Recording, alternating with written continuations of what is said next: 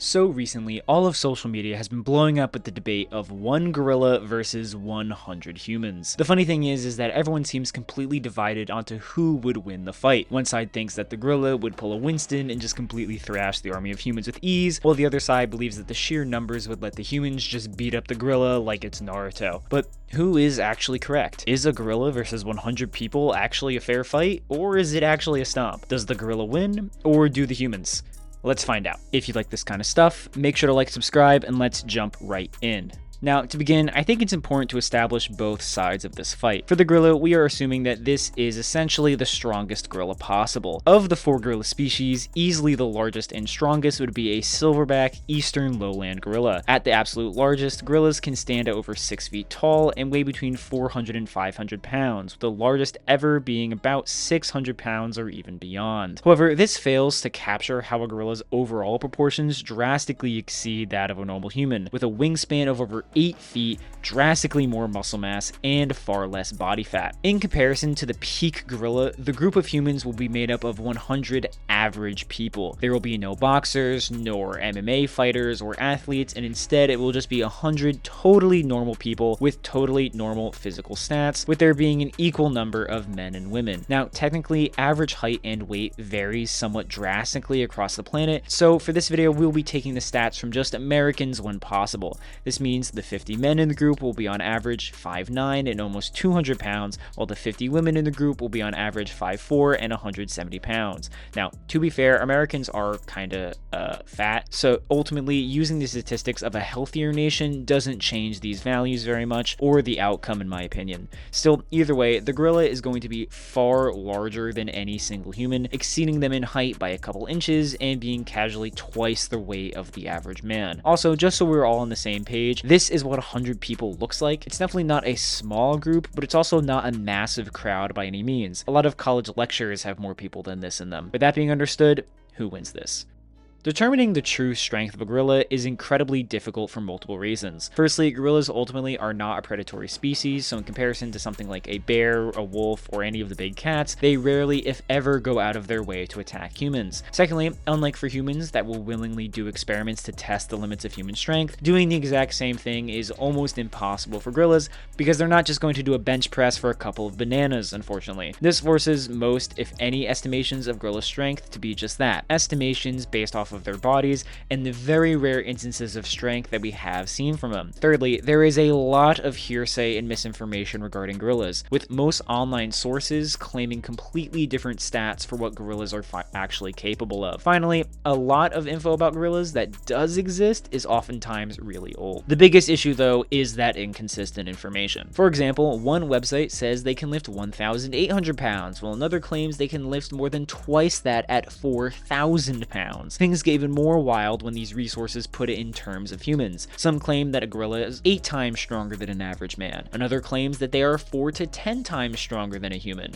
Another source claims 12 times, with another claiming that gorillas are a whopping 20 times stronger than a human. Clearly, the only consistent thing agreed on here is that gorillas are stronger than humans, but this much variation in number between sources is enough to say that these numbers are completely made up or very unsubstantiated. So let's look to what actual researchers have said about gorillas, or what we have actually seen them do in real life. Consistently, gorillas have been seen uprooting thin banana trees, shattering protective glass, and have broken human arms in brief attacks. Smaller and weaker primates like chimpanzees have shown feats of strength 2 to 3 times stronger than that of a normal human, around 800 to 1,200 pounds. Given that chimps are less than a quarter of the weight of a gorilla, suddenly the 4,000 pound claims look slightly more valid and would approximately make them 8 to 10 times stronger than a human being lifting wise, though strength and weight don't exactly work like that in a 1-to-1 ratio. Clearly. Looking back to older information, the statements get harder to verify, but could also be potentially more legitimate, as these were real interactions in the wild. We have accounts from 19th century explorer Paul Chalu recounting gorillas snapping and bending metal guns with their bare hands, or even an older account from explorer Andrew Patel that recounts that 10 people were unable to pin a gorilla down. Finally, we have more speculative calculations around things like gorilla bite force and punching strength, which is incredibly difficult to calculate without, having the gorilla punch something that actually measures the force. Still, even the most lowball calculations put the gorilla's strength at around 881 joules of force, with the highest being 3,660 joules of force. In comparison, humans output only about 74 joules with their punches, which would make the potential difference in punch power anywhere from around 10 to 50 times. I don't think really speed is something we really need to talk about here. It isn't like other power scaling topics where either side is a blitz difference faster than the other or anything like that. Gorillas and humans are simply comparable in overall speed, with the gorilla being a bit faster in bursts of muscular power, though such speeds aren't exactly sustainable. So overall, gorillas are stronger, larger, heavier, and more powerful than multiple humans combined. Either way though, are the humans cooked? Let's get into it. Now, in a 1v1, 2v1, or even 10v1, I think the gorilla could pretty easily take it. From everything we've seen, from historical accounts to estimations, a gorilla may legitimately be around 10 times the strength of average humans, making all of these random articles potentially correct even if they were just yapping. Single strikes and bites from a gorilla is going to be breaking bones of whoever is unlucky enough to be in range. As they tend to do, they can also easily grab, lift, and pull around any human they manage to grab. Furthermore, most attacks from a human are simply not going to legitimately harm a gorilla, the difference in the basic lifting and punching power being so immense that the person punching the gorilla would probably hurt their hands more than the gorilla's body. But as the number of humans increases towards 100, things get worse and worse for the gorilla for multiple reasons. Firstly, fatigue. Gorillas are not used to, nor are they really built for long, drawn-out fights. Most conflicts between gorillas only last a couple minutes at most, which is actually true for most humans as well. But while the gorilla might tear through 20, 30, 40 people,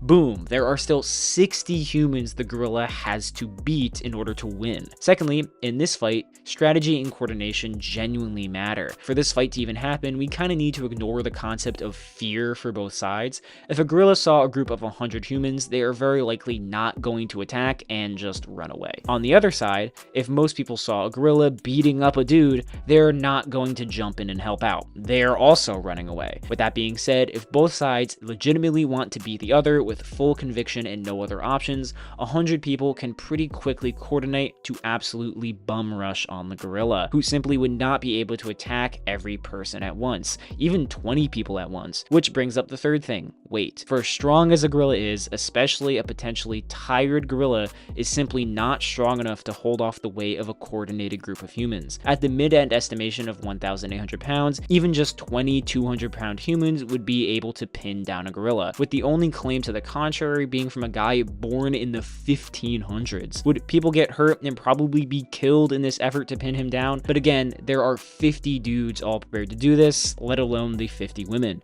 But pinning isn't enough. The gorilla would need to be defeated, and even without tools, humans should be able to actually hurt gorillas. While human punches are far weaker than the apes, human kicks are overall far stronger. It can range from over 3,000 to over 4,000 joules, which is actually stronger than gorilla punches from a pure energy output standpoint, as crazy as that sounds.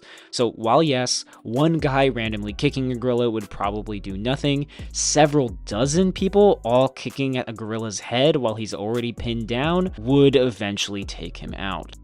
So yes, 100 humans could beat a gorilla. If gorillas were truly a threat to literally 100 humans at a time, there would be far more stories of gorillas actually, killing humans, while we have stories like this for elephants or bears. So bottom line is this, humans most likely win, but you don't want to be at the front of the crowd when you're staring down a silverback.